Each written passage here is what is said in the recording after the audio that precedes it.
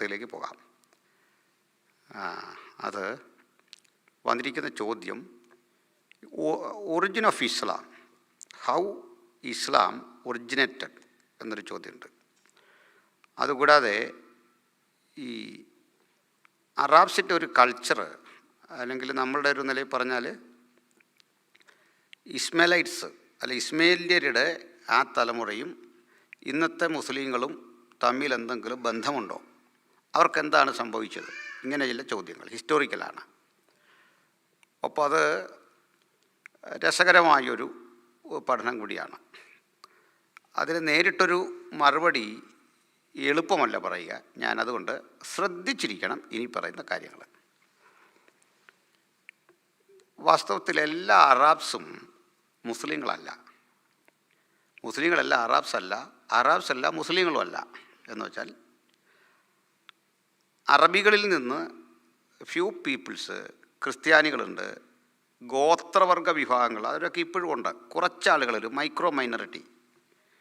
ഇപ്പം നമ്മൾ കുവൈറ്റിലൊക്കെ ചെന്നാൽ വിസ തരുന്നത് നിസാർ എന്ന് പറഞ്ഞൊരു പാസ്റ്ററാണ്, അറബിയാണ്. അദ്ദേഹത്തിൻ്റെ വേഷവും ശൈലിയും കൾച്ചർ അറബിക്കാണ്, പക്ഷേ അദ്ദേഹം ഒരു പാസ്റ്ററാണ്. ഇതേപോലെ ധാരാളം ആളുകൾ ക്രിസ്ത്യാനിറ്റിയുടെ ഭാഗമായിട്ടുണ്ട്. നമ്മുടെ സദ്ദാം കൊന്നൊടുക്കിയ കുർദുകളെ കൂട്ടക്കൊല ചെയ്തു എന്നൊക്കെ കേട്ടിട്ടുണ്ടല്ലോ. ആ കുർദ്സ് എന്ന് പറയുന്നതും ഗോത്രവർഗ്ഗക്കാരാണ്. അപ്പോൾ അവരിൽ നിന്ന് നല്ലൊരു ഭാഗം ക്രിസ്ത്യൻസാണ്. അപ്പോൾ അറാബ്സിൽ പിൽക്കാലത്ത് ഭൂരിപക്ഷ ആളുകൾ മുസ്ലിങ്ങളായി. അപ്പോൾ അറാബ്സ് എന്ന് പറയുന്നത് ജൂതൻ അല്ലെങ്കിൽ മലയാളി എന്നൊക്കെ പറയുന്ന പോലെ ഒരു ദേശീയതയുടെ പേരാണ്. It's a name of a nationality. അവർ അതിൽ തന്നെ ഒരു ക്ലാസ് അല്ല, ഒരു കാസ്റ്റുമല്ല, അതൊരു നാഷണാലിറ്റിയുടെ പേരാണ്, ഒരു ദേശീയതയുടെ പേരാണ്. അപ്പോൾ ഇനി നമുക്ക് ആളുകൾ തെറ്റിദ്ധരിച്ചിട്ടുണ്ട്, ഇവരെല്ലാം ഈ അബ്രഹാമിക് സ്റ്റോക്കാണ്, അബ്രഹാമിൻ്റെ പിന്തുടർച്ചക്കാരാണ്. അങ്ങനെ നമ്മളും അറിയാതെ പറയാറുണ്ട്. ഈ ചർച്ചകൾക്ക് വൈകിട്ട് ഈ ചാനലിൽ വന്നിരിക്കുന്നവരെല്ലാം ഇതെല്ലാം അബ്രഹാമിക് റിലീജിയൻ എന്നൊറ്റയടിക്ക് പറയുകയാണ്. പുറമേ നിന്നൊരാൾക്ക് ഇസ്ലാം അബ്രഹാമിക് റിലീജിയൻ ആണെന്ന് പറയാമെങ്കിലും ആക്ച്വലി അബ്രഹാമിക് റിലീജിയൻ അല്ല. അതിൻ്റെ കാരണം എന്ത് എന്ന് പറയാം. ഈ ഇസ്ലാമിലെ പല കാര്യങ്ങളും ഹിസ്റ്റോറിക്കലി പ്രൂവൺ അല്ല. അതായത് നമ്മുടെ കർത്താവിനെക്കുറിച്ച്, യേശുവിനെപ്പറ്റി യുക്തിവാദികൾ പ്രചരിപ്പിച്ചിട്ടുണ്ടിരുന്നൊരു കാര്യം, ബൈബിളിന് പുറത്ത് യേശു എന്നൊരാൾ ഇത്ര ധീരനായിട്ടൊക്കെ ജീവിച്ചു എന്നതിന് തെളിവില്ല എന്നായിരുന്നു പറയുന്നത്. പക്ഷേ അത് പ്രൂവണായിട്ടുള്ള വസ്തുതയാണ്. ബൈബിളിന് പുറത്തും യേശുവിനെപ്പറ്റി പരാമർശമുള്ളത് ഓൾറെഡി തെളിയിക്കപ്പെട്ട കാര്യമാണ്. മാത്രമല്ല, ബൈബിളിൻ്റെ ഒരു നിസ്തുല്യത പറയുമ്പോൾ നമുക്കറിയാം, ഈ ഇന്ന് ലഭിക്കുന്ന പൗരാണികങ്ങളായ ഏൻഷ്യൻ്റായിട്ടുള്ള മാനസ്ക്രിപ്റ്റ്സിൽ 25,000 മാനസ്ക്രിപ്റ്റ്സ് നമുക്കുണ്ട് ബൈബിള്. അതിൻ്റെ തൊട്ട് താഴെ വരുന്നത് ഹോമറുടെ ഇലിയഡാണ്. ഹോമറുടെ ഇലിയഡിൻ്റെ എത്ര കോപ്പി കിട്ടുമെന്നറിയോ? 600 കിട്ടുന്നത്, 600 ഓൺലി. അപ്പോഴാണ് നമുക്ക് 25,000 ഫ്രാഗ്മെൻറ്റ്സ് ഓഫ് പാപ്പിറസും പാർച്ച്മെൻറ്റ്സും ഒക്കെ കിട്ടുന്ന അത്രയുണ്ട്. അപ്പോൾ അതവിടെ നിൽക്കട്ടെ. അപ്പോൾ യേശുവിൻ്റെ ആ ഹിസ്റ്റോറിസിറ്റിയെ ഇങ്ങനെ ചോദ്യം ചെയ്യുന്ന പോലെ നമുക്കൊരു ചോദ്യം ചോദിക്കാം.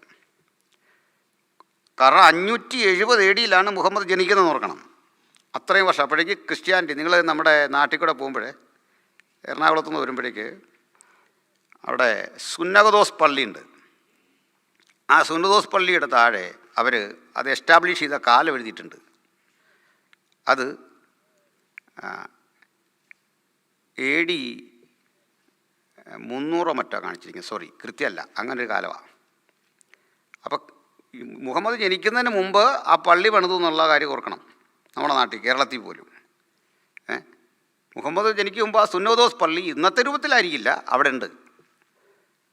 അപ്പോൾ അങ്ങനെയാണെങ്കിൽ ക്രിസ്ത്യാനിറ്റി ലോകത്തെല്ലാം സ്പ്രെഡായിട്ട് 570 കൊല്ലം, ക്രിസ്തുവിന് 570 കൊല്ലം കഴിഞ്ഞാണ് മുഹമ്മദ് ജനിക്കുന്നത് തന്നെ.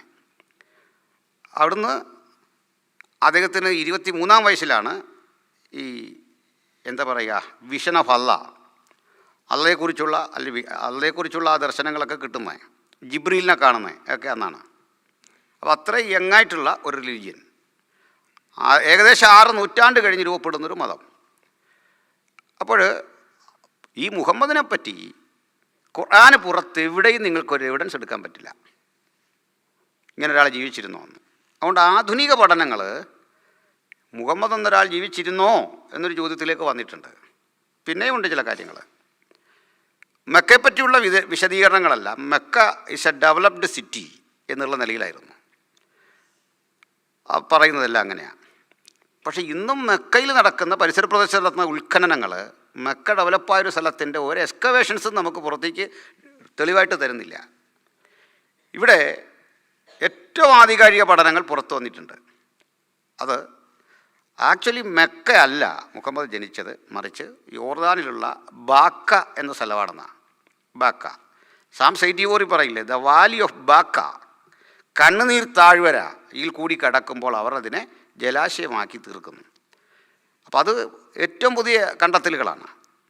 പക്ഷേ നമുക്കിനി അത്ര ആഴത്തിൽ പോകണ്ട, ലഭ്യമായ ഇസ്ലാമിൽ പറയുന്ന ചരിത്രത്തിൽ തന്നെ നിൽക്കാം. കാരണം അവരൊക്കെ അങ്ങനെ കണ്ടിച്ചിട്ട് നമുക്ക് ആവശ്യമൊന്നുമില്ല. അപ്പോൾ ആ കണക്കനുസരിച്ച്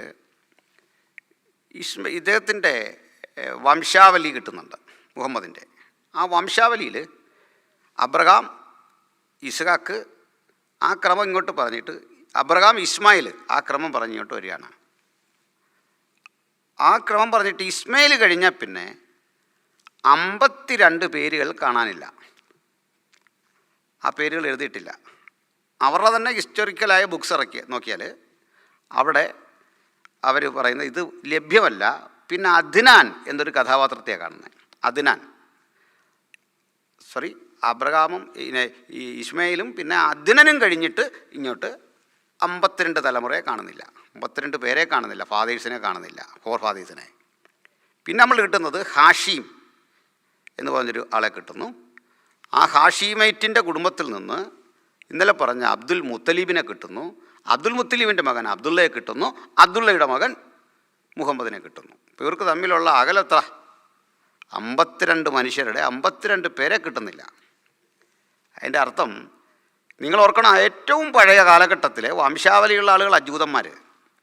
അത് കർത്താവിൻ്റെ വംശാവലി എടുത്താലും നമുക്കത് കൃത്യം കിട്ടുന്നുണ്ട്. അപ്പോൾ ഈ മുഹമ്മദിന് മുമ്പുള്ള കർത്താവിൻ്റെ വംശാവലി ജൂതൻ്റെ പക്കലുണ്ടെങ്കിലും മത്തായിയുടെ സുവിശേഷത്തിലുണ്ടെങ്കിൽ മുഹമ്മദിനെ പറ്റി ഇങ്ങനൊരു വംശാവലിയും കിട്ടുന്നില്ല. അപ്പോൾ പിന്നെ ഇതാരാണ് എന്നൊന്ന് പരിശോധിക്കാം. അത് ബിബ്ലിക്കലി കേട്ടോ. ഇനി ഇത്രയും നേരം പറഞ്ഞ കാര്യം നമുക്കൊന്ന് മാറ്റി വെച്ചിട്ട് വേറൊരു വിഷയത്തിലേക്ക് വരാം.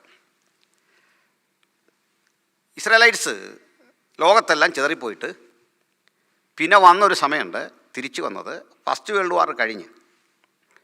ഫസ്റ്റ് വേൾഡ് വാർ കഴിഞ്ഞ് അവർ മടങ്ങിയെത്താൻ അവർക്ക് കഴിയില്ലായിരുന്നു. കാരണം ലോകത്തിൻ്റെ പലയിടങ്ങളിൽ ചിതറിപ്പോയി. അപ്പോൾ അവർ ബ്രിട്ടൻ്റെ മുമ്പിൽ വച്ചിട്ടുള്ള ഒരു റിക്വസ്റ്റാണ്, ഞങ്ങൾക്ക് തിരിച്ചു വരണം, രാജ്യം തരണം. ബ്രിട്ടൻ അംഗീകരിക്കുകയും ചെയ്തു. അപ്പോൾ ഈ ഫസ്റ്റ് വേൾഡ് വാർ കഴിയുമ്പോഴേക്ക് പല രാജ്യങ്ങളും അപ്രസക്തമായിട്ട് ബ്രിട്ടൻ്റെ കീഴിൽ വന്നു. അപ്പോൾ സ്വാഭാവികമായിട്ട് ബ്രിട്ടൻ ഇത് കൊടുക്കാം, കാരണം ഇവരോട് വാക്ക് പറഞ്ഞാണ്.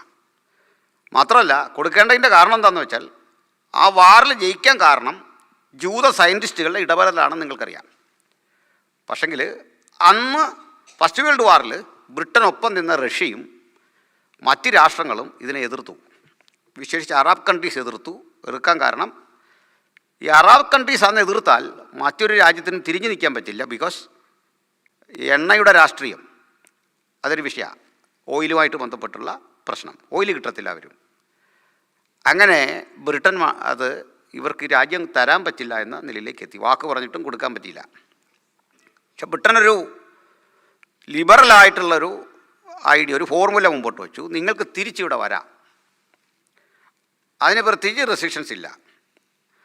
അങ്ങനെ തുർക്കികളുടെ ആധിപത്യത്തിൽ കിടന്ന ഈ സ്ഥലം ബ്രിട്ടൻ്റെ കയ്യിൽ വരികയും ബ്രിട്ടൻ്റെ കീഴിൽ കിടന്ന ഈ സ്ഥലത്തേക്ക് ജൂതന് ഫസ്റ്റ് വേൾഡ് വാർ കഴിഞ്ഞ് തിരിച്ചെല്ലാം പറ്റി. അത് പാസ്റ്റർമാരെല്ലാം പ്രസംഗിച്ച് കേൾക്കാറുണ്ട്. എസ്പെഷ്യലി എസ്കറ്റോളജി പറയുന്നവർ പ്രസംഗിച്ച് നമ്മൾ കേൾക്കാറുണ്ട്. അവർ തിരിച്ചു വന്നു.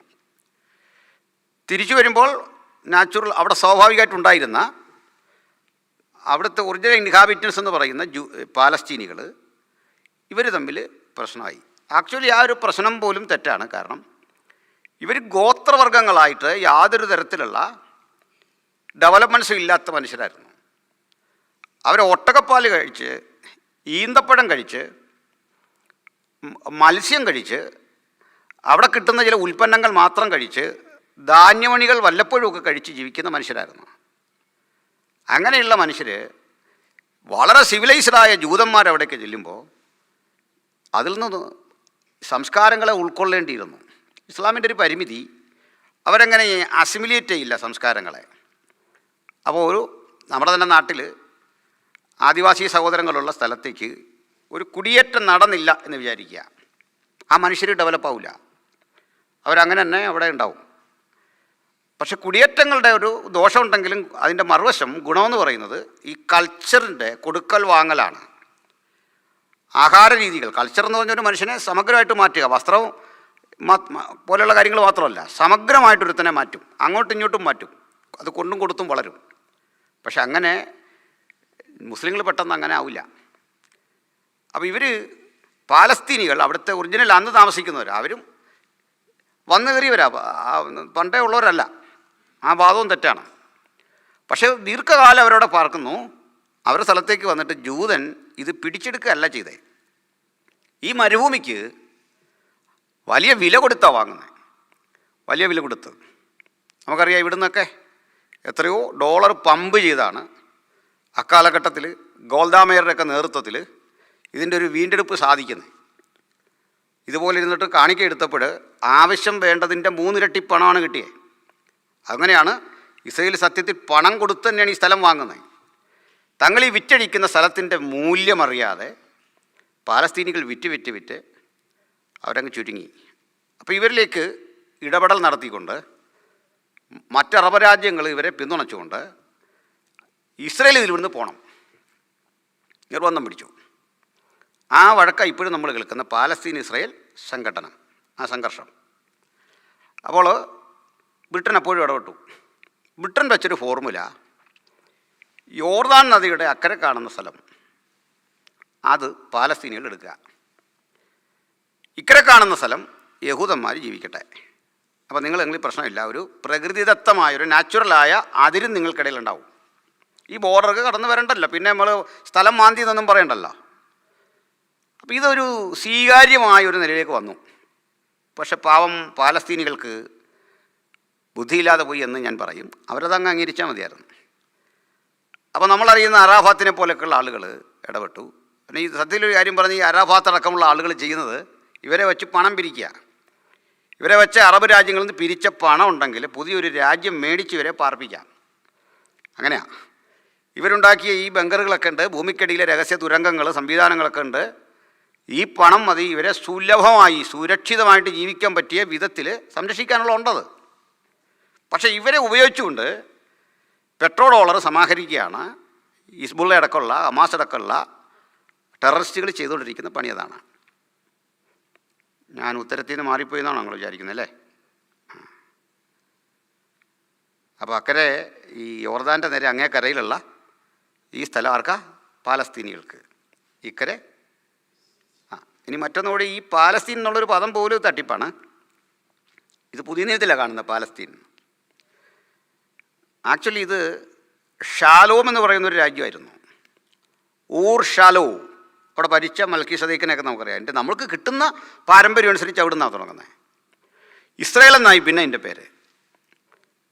എന്നാൽ റോമനാധിപത്യം ലോകത്ത് വരുമ്പോൾ റോമക്കാർ ഇസ്രയേൽ മക്കളെ കളിയാക്കാൻ അവരുടെ ശത്രുക്കളുടെ പേര് ഈ സ്ഥലത്തിനിട്ടു. ദ ലാൻഡ് ഓഫ് ഫിലിസ്ത്യൻസ് എന്ന അർത്ഥത്തിൽ പാലസ്തീൻ.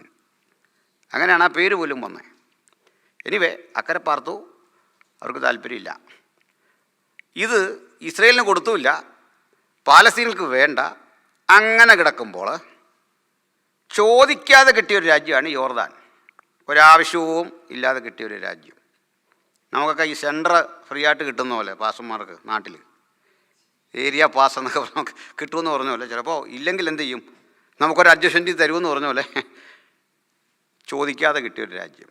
മക്ക പള്ളിയിൽ ബാങ്ക് വിളിക്കുന്ന ഒരു കുടുംബത്തെ പരമ്പരാഗതമായിട്ട് ബാങ്ക് വിളിക്കാൻ അറിയാലോ, ഇൻവിറ്റേഷൻ ടു വർഷിപ്പ്, അള്ള ഏകനാകുന്നു, അള്ളയെ ആരാധിക്കാൻ ഈ മന്ദിരത്തിലേക്ക് വരിക. ഇതാണ് ഈ ബാങ്ക് വിളിയുടെ അർത്ഥം. ഈ ബാങ്ക് വിളി വന്നത് എവിടെ നിന്നാണ് ഇന്നലത്തെ ക്ലാസ്സിൽ പറഞ്ഞു. എവിടുന്ന? ഷേമ പ്രൊക്ലൈം ഓഫ് ജ്യൂസിൻ്റെ ഷേമ പ്രൊക്ലൈമിൽ നിന്നാണ് ബാങ്ക് വിളിക്കുക എന്ന ആശയം ഇവർ അഡോപ്റ്റ് ചെയ്യുന്നത്. ഇവരെ വിളിച്ച് രാജ്യം ഏൽപ്പിച്ചു. ഏത്? യോർദാൻ്റെ അങ്ങേക്കരയിലുള്ള. ഇപ്പോൾ ആ രാജ്യത്തിൻ്റെ പേരെന്താണെന്നറിയോ? Hashemite kingdom of Amman. ഹാഷിമികളാരാ? നബിയുടെ മുത്തച്ഛൻ്റെ പേരാ ഹാഷിം. ഹാഷിമികളുടെ ഹാഷിമൈറ്റ് കിങ്ഡം ഓഫ് അമാൻ. നമ്മളിനിയും എമിറേറ്റ്സ് എന്നൊരു പദം കേൾക്കും. അമീറുകൾ ഭരിക്കുന്ന രാജ്യമാണ് എമിറേറ്റ്സ്. ഇത് ഭരിക്കുന്ന ആരാ? ഹാഷിമൈറ്റ് കിങ്ഡം ഓഫ് അമാൻ. അമാൻ എന്ന് കേട്ടാൽ നമുക്കറിയാം അമോന്യർ. മനസ്സിലായോ? അമോന്യരെ അറിയാലോ, ലോത്തിൻ്റെ മകനെ ഓർക്കുന്നില്ലേ? മകളിൽ ലോത്തിനൊരു മകനുണ്ടാവുന്നു. അവൻ്റെ കൂടെ മോവാബൈറ്റ്സ് ആൻഡ് അമോനൈറ്റ്സ്.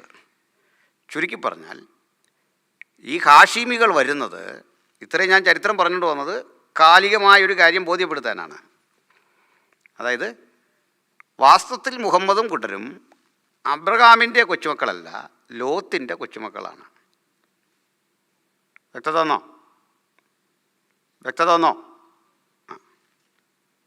പിടിയിട്ടില്ല. എന്താ പിടികിട്ടാഞ്ഞെന്നറിയോ? ശ്രദ്ധിച്ചിരിക്കാഞ്ഞുകൊണ്ടാണ് മനസ്സിലാഞ്ഞത്. ഞാൻ വിഷയം വിട്ടുപോയി നിങ്ങൾ ഓർത്തു, അതുകൊണ്ട് പറ്റിയതാണ്. ഈ പല സംഭവം പറഞ്ഞിങ്ങോട്ട് വന്നത് എന്തിനാ? അത് ക്ലിയർ ആകാൻ വേണ്ടിയാണ്. ഒന്നുകൂടെ പറഞ്ഞാൽ, ഇന്ന് നിങ്ങൾ കേൾക്കുന്ന യോർദാൻ എന്ന രാജ്യം, ആ രാജ്യം ഭരിക്കുന്നത് മക്കപ്പള്ളിയിൽ ബാങ്ക് വിളിക്കുന്ന നബിയുടേതെന്ന് കരുതുന്ന കുടുംബാംഗങ്ങളാണ്. അപ്പോൾ അവരുടെ തലമുറയായി കിട്ടിയ റൈറ്റാണെന്നാണ് പറയുക. അപ്പോൾ അതനുസരിച്ച് അവരെ വിളിക്കുന്ന പേര് ഹാഷിമികൾ. അതായത് നബിയുടെ ഗോത്രമാണ് ഹാഷിമൈറ്റ്സ്. അപ്പോൾ ഈ ഹാഷിമികൾ പൂർണ്ണമായ അളവിൽ അവരെ പേര് പറയുമ്പോൾ അമോന്യരാണ്. അമോന്യരാരാണെന്ന് ബൈബിൾ ഒരു തവണ വായിച്ച ഒരാൾക്ക് ഈസിയായിട്ടറിയാം, ലോത്തിൻ്റെ മക്കൾ. അപ്പോൾ നമുക്ക് തോന്നും ഇസ്മയിലിനൊക്കെ എന്ത് പറ്റി? ഇസ്മയിലും ആ ഒരു ട്രഡീഷൻ അവനെയും വലിയൊരു ജാതിയാക്കുന്നുണ്ട്. നമ്മളത് വായിച്ചിട്ട് അവരെന്തോ സംഭവമാണെന്ന് ആ ഒറ്റ വാക്കിൽ നിന്ന് അങ്ങ് പോവാണ്. തെറ്റാണത്. അപ്പോൾ അവരൊരു സമൂഹമായി, ശരിയാണ്. ഇനി ഇവർക്ക് വേറൊരു ബന്ധവും വരുന്നുണ്ട്. നമ്മുടെ ഏശാവിനെ ഇറക്കുന്നുണ്ടല്ലോ. ഏശാവ് കല്യാണം കഴിക്കുന്നത് ഉൽപ്പത്തി വായിക്കണ്ട, 28:8 അവിടെ വായിച്ചു നോക്കിയാൽ 28 8 9 വാക്യങ്ങളൊക്കെ വായിച്ചാൽ മനസ്സിലാവും. ഇസ്മായിലിൻ്റെ മകൾ അവളെ വിവാഹം കഴിച്ചു, മഹലത്തിനെ വിവാഹം കഴിക്കുന്നുണ്ട്. പിന്നെ അപ്പോൾ ഇവർ തമ്മിൽ ഒരു ബന്ധം വരുന്നുണ്ട്, അതും ഒരു ഗോത്രമാണ്. അപ്പോൾ അതിൻ്റെ കൺക്ലൂഷൻ പറയാം. ഇസ്മയിലിൻ്റെ അനുഗാമികൾ, ഏശാവിൻ്റെ അനുഗാമികൾ, ഇവരൊക്കെ ചേർന്ന മിശ്രജാതികൾ ഒക്കെ അറബ് ഗോത്രങ്ങൾക്കിടയിലുണ്ട്. അതിൽ കുറേ പേർ ഫോഴ്സ്ഫുള്ളി ഇസ്ലാം സ്വീകരിച്ചിട്ടുണ്ട്. കുറേ പേര് ഇന്നും ആ ഗോത്രവർഗ വംശജരായി നിൽപ്പുണ്ട്. കുറേ പേര് ക്രിസ്ത്യൻസ് ആയിട്ടുണ്ട്. മനസ്സിലായോ? അപ്പോൾ അറാബ്സ് അല്ല, മുസ്ലിംസ് അല്ല. ഇനി നമ്മൾ ഡയറക്റ്റ് ഇദ്ദേഹത്തിലേക്ക് വന്നാൽ അവരാരാണ്? ഈ ലോത്തിൻ്റെ കൊച്ചുമക്കളാണ്. ഇനി അടുത്തത് ഇവരെപ്പറ്റി ചോദിച്ചൊരു ചോദ്യം, ഈ സ്ലേവ്സ് എന്നൊരു കാര്യം ചോദിച്ചു. പക്ഷേ ഏതൊരു ഇസ്ലാമിക പ്രഭാഷകനും ഇവരൊരു കുലീനത്വമുള്ള കുടുംബത്തിലെ അംഗങ്ങളായിട്ടാണ് പറയുന്നത്. പക്ഷേ മറുവശത്ത് ഇവരെ ചരിത്രത്തിൽ തന്നെ ഉണ്ട് വളരെ വിഷമിച്ച് കഴിഞ്ഞു പോയ, അങ്ങേറ്റം ദരിദ്രാവസ്ഥയിൽ കഴിഞ്ഞു പോയ കുടുംബമാണെന്ന് അവിടെ തന്നെ രേഖപ്പെടുത്തിയിട്ടുണ്ട്. ഇതേ പുസ്തകങ്ങളിൽ തന്നെ കാണാം. അതുകൊണ്ടാണ് ഖദീജയെപ്പോലെ യഹൂദ സ്ത്രീയുടെ വീട്ടിൽ ജോലിക്ക് നിൽക്കേണ്ട അവസ്ഥ വന്നു. അത് പിന്നെ അവരെ വിവാഹം കഴിക്കുന്നതോടെയാണ്, ആ സമ്പത്ത് കൊണ്ടാണ് മുഹമ്മദും സമ്പന്നനായി തീരുന്നത്. അപ്പോൾ അവർ ഇത്തരത്തിൽ ഏതെങ്കിലും സമ്പന്നമായൊരു പശ്ചാത്തലമൊന്നും അദ്ദേഹത്തിന് അന്നില്ല.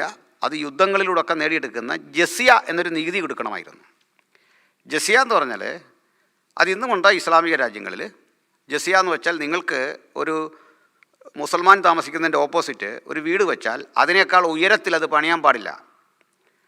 അങ്ങനെയാണ്, അതിനേക്കാൾ ഉയരത്തിൽ പണിയാൻ പാടില്ല. അങ്ങനെയൊക്കെ നിയമമുണ്ട്. ആ കൂടെ 5 ഇരട്ടി, എല്ലാവരും കൊടുക്കുന്നതിൻ്റെ 5 ഇരട്ടി നികുതി അത് കൊടുക്കണം, ജസിയ.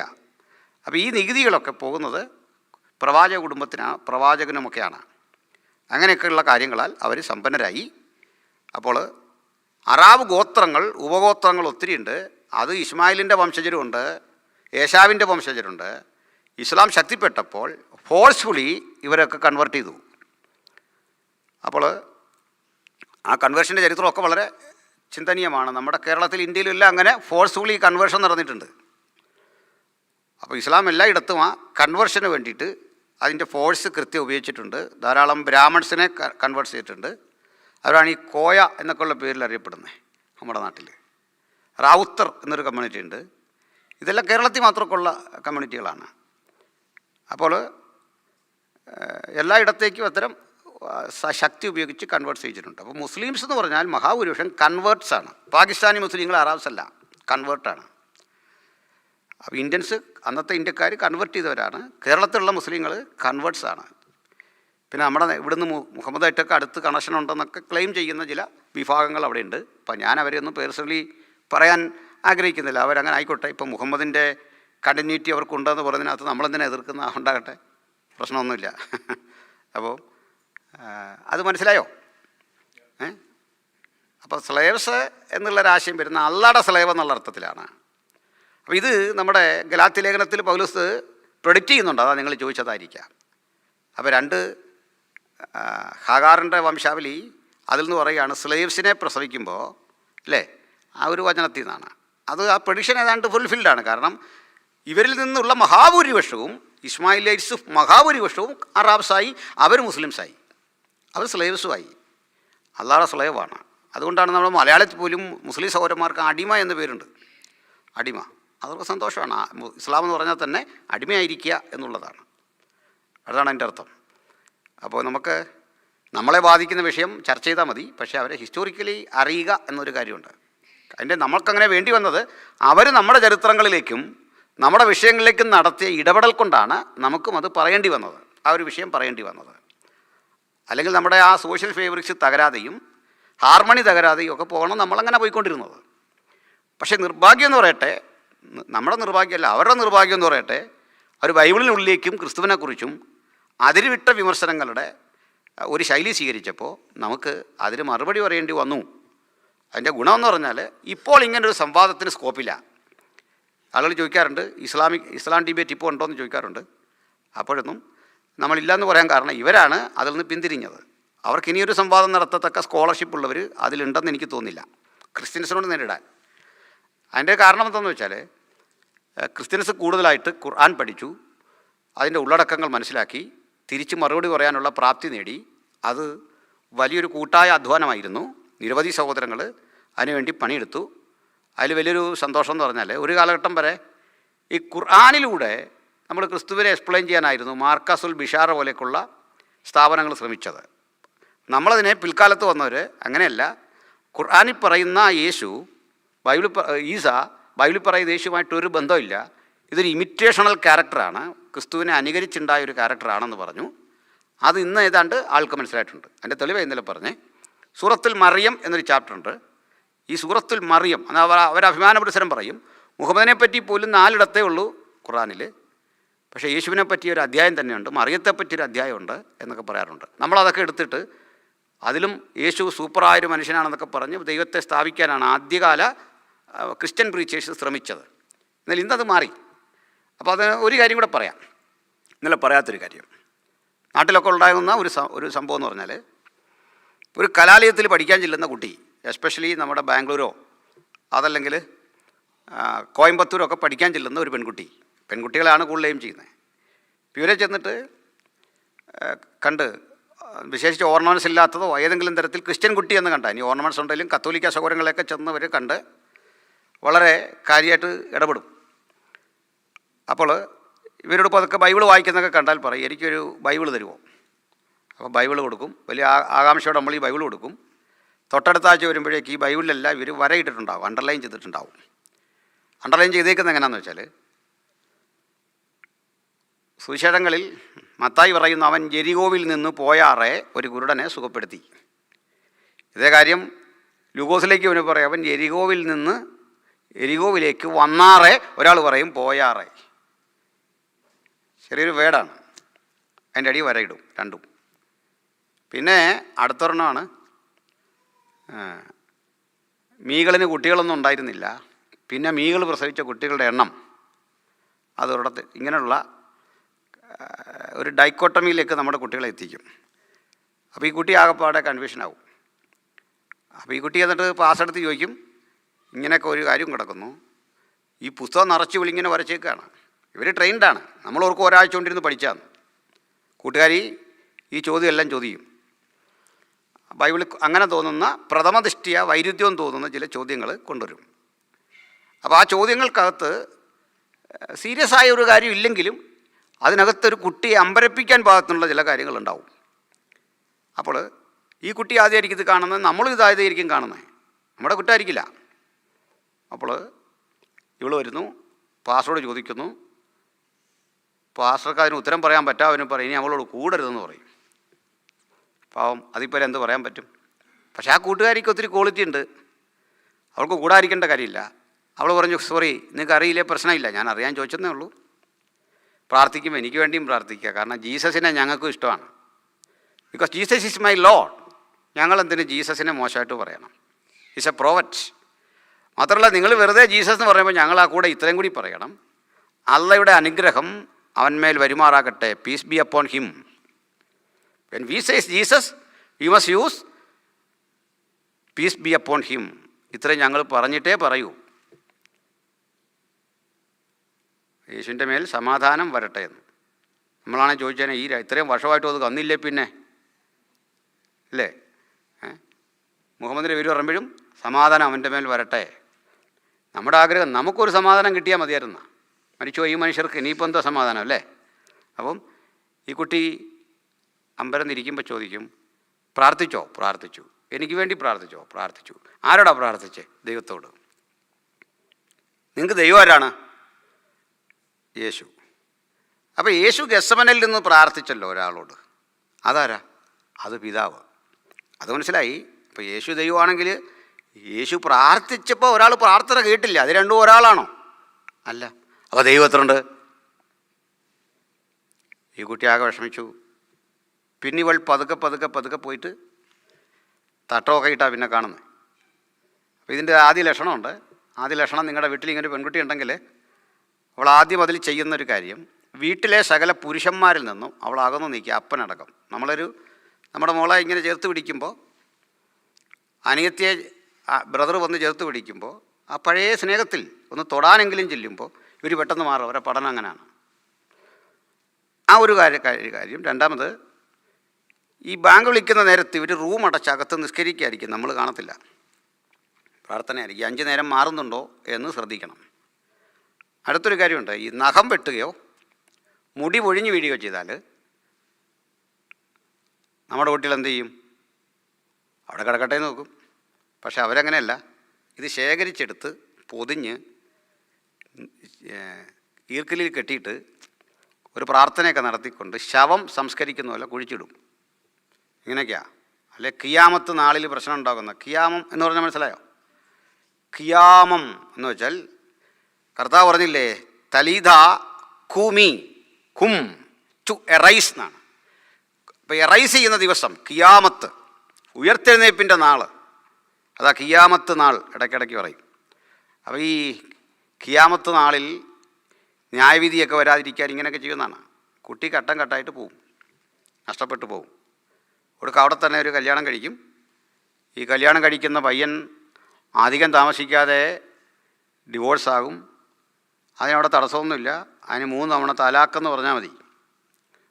തലാക്കെന്ന് 3 തവണ പറഞ്ഞാൽ ബന്ധം വിച്ഛേദിക്കപ്പെട്ടു. അതിന് മുത്തലാക്ക്, ഇന്ത്യയിൽ ആ മുത്തലാക്ക് നിരോധിച്ചിട്ടുണ്ട്. അപ്പോൾ അതിനുശേഷം ഈ പെണ്ണങ്ങ് അനാഥമാകും. നമുക്ക് പിന്നെ തിരിച്ചെടുക്കാൻ പറ്റാത്ത വിധത്തിലായിപ്പോയി. അപ്പോൾ അവസാനം ഈ പെൺകുട്ടി 10 25 വയസ്സിന് ഉള്ളിൽ പ്രായപൂർത്തിയായ അപ്പൻ്റെ പ്രായമുള്ളൊരു മനുഷ്യനെ സംരക്ഷണാർത്ഥമെങ്കിലും വിവാഹം കഴിക്കേണ്ടി വരും. ഇതൊന്നും ആദ്യം പറഞ്ഞു കൊടുത്താൽ മനസ്സിലാവില്ല. അപ്പോൾ നമ്മൾ 2 കാര്യങ്ങൾ പഠിക്കണം. ഒന്ന്, നമ്മുടെ ബൈബിളിനെക്കുറിച്ച് അവർ ചോദിക്കുന്ന ചോദ്യങ്ങളുടെ മറുപടി. അപ്പോൾ അതൊക്കെ സിമ്പിളാണ്, ഇച്ചിരന്ന് പഠിച്ചാൽ മനസ്സിലാവും. ഇപ്പോൾ ഈ ജെരിക്കോവിൽ പോയിട്ടുള്ള ആളുകൾക്കറിയാം, ജെരിക്കോവിലൂടെ ഒരു തോടുണ്ട്. ജെരിക്കോവിൽ എന്നല്ല, ലോകത്തിലെ പ്രധാന പട്ടണങ്ങളുടെ എല്ലാ അരികിലൂടെ തോടോ അല്ലെങ്കിൽ നദിയോ ഒക്കെ കാണും. കാരണം അന്നത്തെ ഈ ട്രാൻസ്പോർട്ടേഷൻ എങ്ങനെ വള്ളത്തിലുമൊക്കെ. എരികോവിലൂടെ തോടുണ്ട്, വെള്ളമൊന്നും ഇപ്പം ഇല്ല, അതിലൊരു പാലമുണ്ട്. അപ്പോൾ ചരിത്രകാരൻ നോക്കുമ്പോൾ യേശുവും കൂട്ടരും ഇതാ വരുന്നു, നടന്നു വരുന്നു. അപ്പോൾ നമ്മുടെ കുരുടൻ വഴിയിൽ കിടക്കുകയാണ്, ഇരിക്കുകയാണ്. ദാവീദ് പുത്ര എന്നൊക്കെ പറയുമ്പോൾ ഈ സംഭവം ഒരാൾ എഴുതി, അവൻ എരികോവിൽ നിന്ന് പോയാറേ. കാരണം അക്കരെ ഇങ്ങോട്ട് വരിക, പാലം കയറി, അവിടെയും ചെരികോ ഇവിടെയും ചെരികോയാ. അപ്പോൾ അവൻ പറഞ്ഞു എരികോവിൽ നിന്ന് പോയാറേ സൗഖ്യമാക്കിയെന്ന്. പാലത്തിൻ്റെ ഇക്കരെ കിടന്നവൻ പറഞ്ഞു അവൻ എരികോവിലേക്ക് വന്നാറേ സൗഖ്യമാക്കിയെന്ന്. കോഴഞ്ചേരി പോലെയാണ്.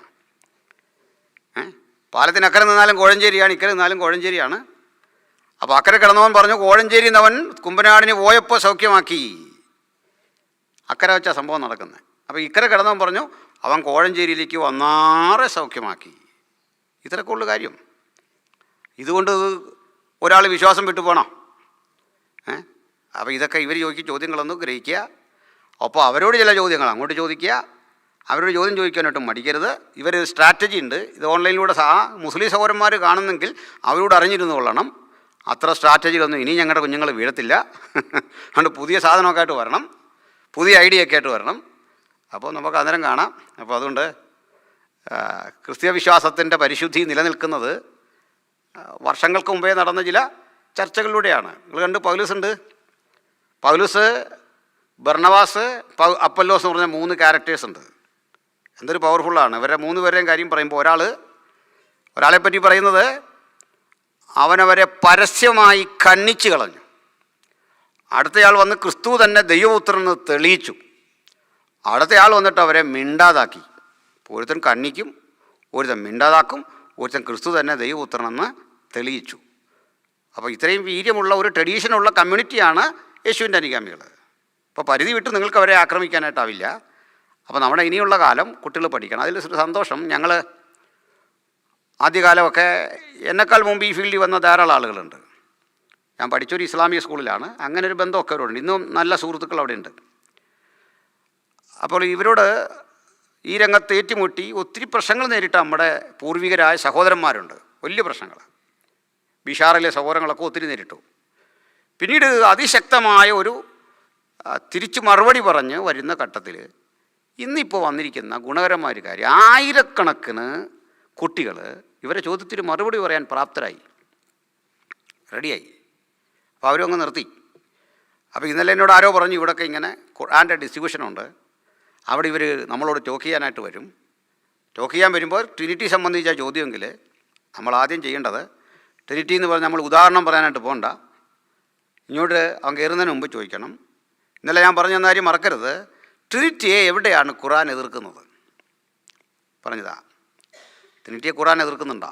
ഉണ്ട്. എങ്ങനെ എതിർക്കുന്ന? മുന്ന എന്ന് നിങ്ങൾ പറയരുത്.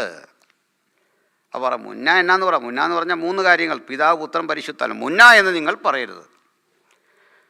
എന്നിട്ട് മുന്ന എന്താണെന്ന് വിശദീകരിച്ചിട്ടുണ്ട്. അന്നാളിൽ അള്ള ഈസയോട് ചോദിക്കും, ന്യായവിധി ഒക്കെ വരുമ്പോൾ, ഈസ, നീ എനിക്ക് പുറമേ, അള്ളയ്ക്ക് പുറമേ